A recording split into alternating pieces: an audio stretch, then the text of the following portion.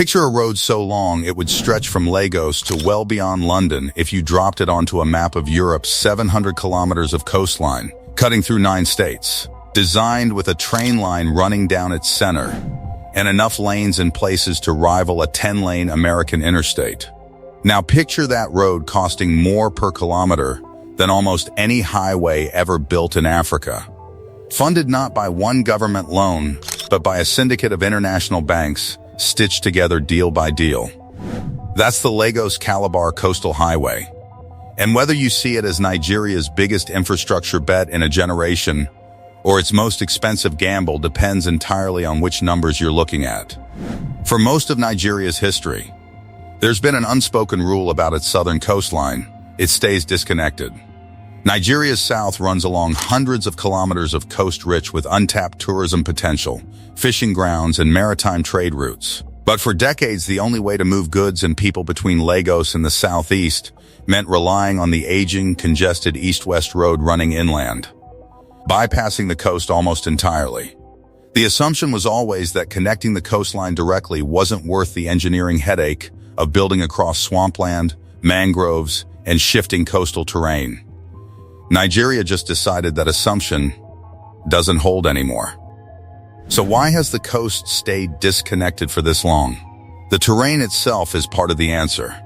Much of the route running through the Niger Delta region crosses soft, waterlogged ground, dense mangrove ecosystems, and land that floods seasonally conditions that make standard road building techniques unreliable over the long term.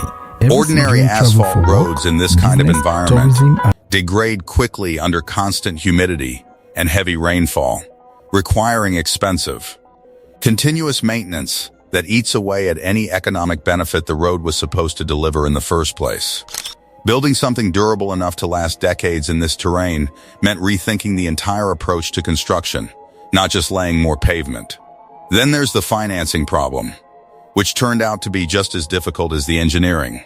A project of this scale, running into the billions of dollars, isn't something any single government budget or single bank easily absorbs, especially for a country navigating currency volatility and high borrowing costs. Structuring financing for a project like this requires stitching together multiple international lenders, each with their own risk assessments, each needing political risk insurance and government guarantees before committing capital. That kind of financial engineering takes years to assemble, which is exactly why a coastal highway connecting Lagos to Calabar has been talked about for far longer than it's actually been under construction. Now it's happening.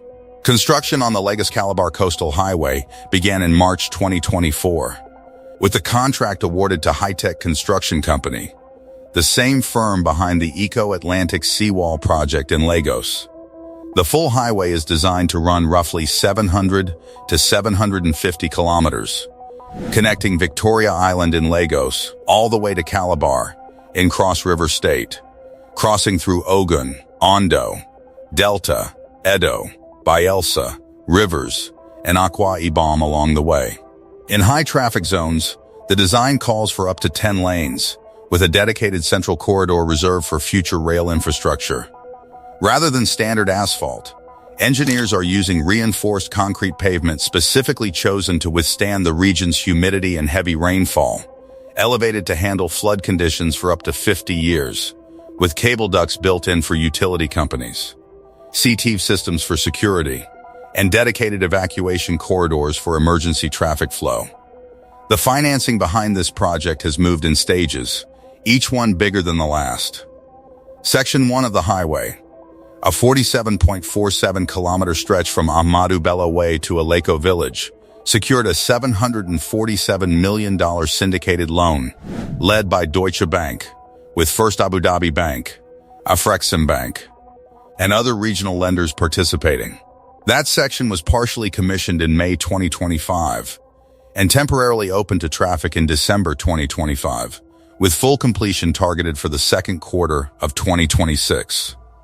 Then, in December 2025, the government closed an even larger deal, a $1.126 billion financing package for Section 2, fully underwritten by First Abu Dhabi Bank and Afrexim Bank.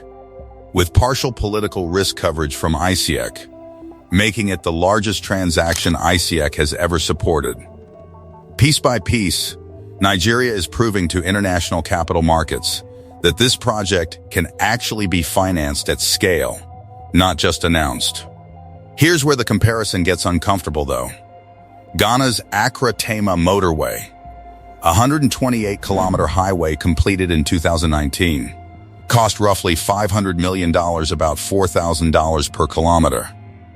The Lagos-Calabar Coastal Highway is running at an estimated $16,000 to $18,000 per kilometer, 4 times the cost per kilometer of a comparable West African highway.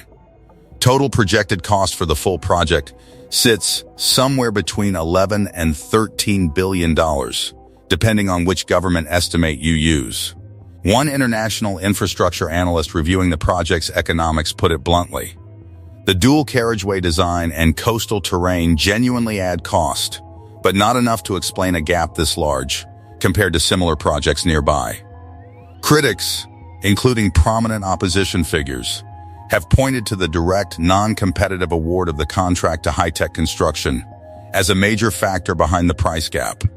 A criticism the Federal Ministry of Works has pushed back on by pointing to the technical complexity of building across coastal and swampy terrain, while insisting anti-corruption agencies remain free to scrutinize the numbers. The economic case for the highway, on paper, is significant. It's designed to unlock direct access to the Lekki Free Trade Zone, the Dangote Refinery, and the Lekki Deep Seaport, connecting production centers to markets for an estimated 30 million people along the corridor. Real estate along the route has already responded. Land prices in areas like Ibeju-Lekki and Epe have jumped 35% year-on-year, with plots that sold for 15 million naira in 2024, now commanding 25 million or more. For a government betting heavily on what it calls unlocking Nigeria's blue economy, those early real estate numbers are being pointed to as proof the corridor is already reshaping the region before the road is even finished. But the human cost of building it has been real, and it hasn't gone unchallenged. 27 separate court cases have been filed against the federal government over the project, with 7 major ones decided in the government's favor, and most others settled out of court. Demolitions along the Lagos coastline, particularly near Landmark Beach, sparked intense public backlash, and residents in areas like Uruwan in Akwa Ibom State have reported losing ancestral land and crops to construction without receiving compensation, even as the government has disbursed over 15 billion naira in compensation payments elsewhere along the route. In early 2026, the civic transparency group Traka formally demanded detailed financial and procurement records under Nigeria's Freedom of Information Act, and as of this reporting, the ministry had acknowledged the request without providing the documents. Step back, and what's unfolding along Nigeria's southern coast is a genuine test of whether a country can turn an enormous, controversial infrastructure bet into a functioning economic corridor before the controversy around it outlasts the construction itself. The road is being built. The money is being raised, piece by piece, deal by deal. Whether it becomes the backbone of Nigeria's coastal economy or a case study in cost overruns depends entirely on what the next 18 months actually deliver, not what's been promised so far. If infrastructure stories where the numbers don't quite add up are the kind of thing you want more of, stick around, there's more of this coming. And here's a question worth sitting with. When a highway costs 4 times more per kilometer than a nearly identical one next door, who ends up paying the difference, and is it ever really the government?